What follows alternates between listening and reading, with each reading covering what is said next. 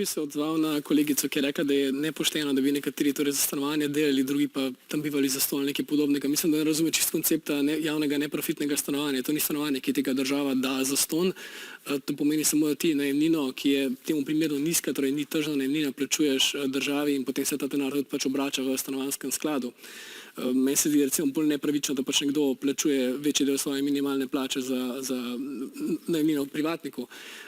Tudi ta kritika, da pač še ni načrta, se mi ne zdi čisto na mestu, glede na to, da smo pač koliko 2 tedna po referendumu, ministrstvo sploh še ni bilo ustanovljeno. Zadnje je pač trenutna opozicija blokirala nastanek tega ministrstva. Sicer pa ja, tudi ne pristajam čisto na te očitke, da pač, ne vem, nismo sposobni postaviti tako velikega števila stanovanj z pripadajočo infrastrukturo. Če se ozremo zdaj v prejšnji sistem, ki ga mnogi tako demonizirajo, v 60-ih, 70-ih, 80-ih smo bili naprimer v Ljubljani zmožni postaviti velike stanovanjske soseske, ki so imele pripadajočo infrastrukturo, torej od šol do pošte in tako dalje.